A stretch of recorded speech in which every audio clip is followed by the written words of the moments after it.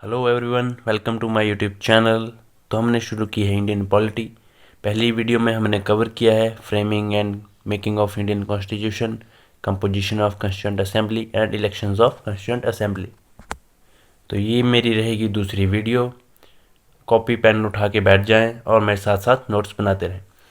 तो working of constituent assembly से शुरू करेंगे। कॉन्स्टिट्यूएंट असेंबली की जो पहली मीटिंग थी वो हुई थी 9 दिसंबर 1946 को।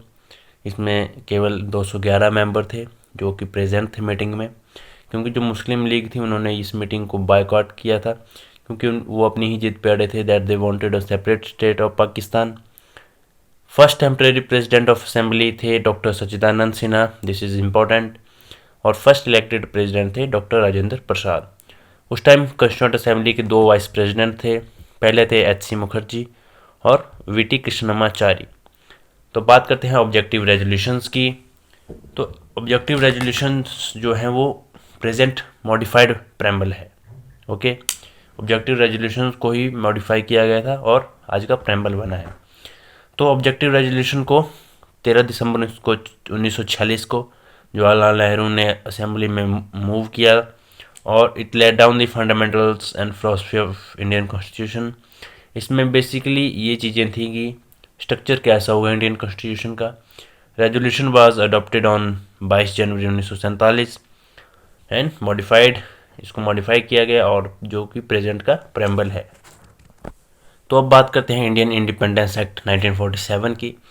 इस एक्ट ने 3 चेंजेस कर दिए असेंबली में, असेंबली की पोजीशनिंग में। पहला, this act empower the constituent assembly to abrogate और alter any law made by the British parliament for India. मतलब इसको पावर मिलेगी कॉन्स्टिट्यूएंट असेंबली को कि ब्रिटिश पार्लियामेंट ने इंडिया के लिए जो भी कानून बनाए थे वो उसको एब्रोगेट मतलब एबॉलिश कर सकती थी या अल्टर मीन्स अमेंड कर सकती थी। Assembly became a legislative body.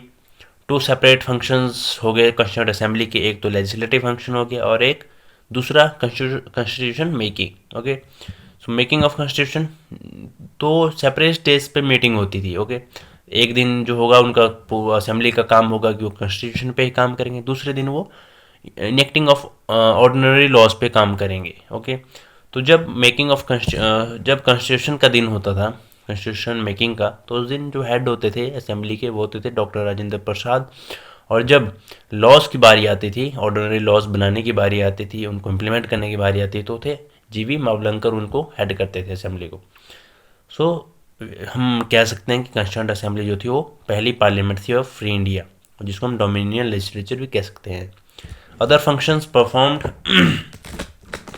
और हाँ मैं यहाँ भूल गया, this continue till 26 November 1949। This is the date when constitution of India was adopted. तो उस दिन तक कॉन्स्टिट्यूशन असेंबली के दो जो फंक्शन थे वो चलते रहे 26 नवंबर 1949 तक।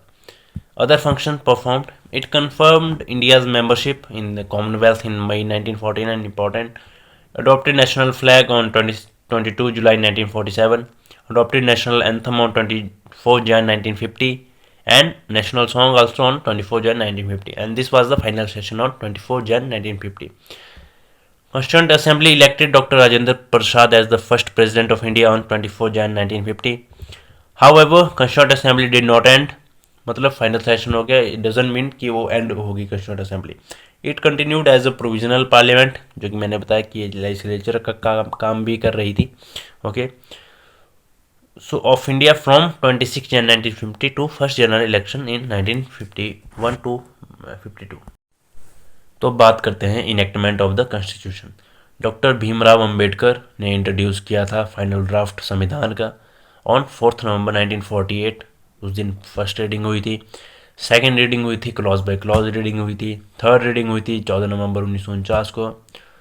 Doctor B R Ambedkar is also known as the father of the constitution of India. He is also known as modern Manu.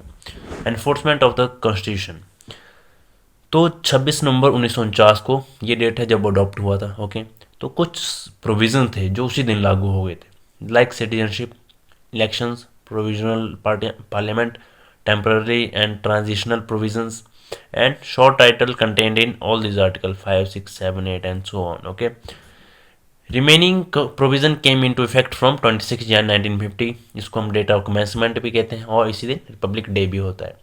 तो आपको वीडियो कैसी लगी कमेंट सेक्शन में ज़रूर बताएं और मेरे चैनल से जुड़ने के लिए सब्सक्राइब करें, लाइक करें, शेयर करें। Thank you. जय हिंद।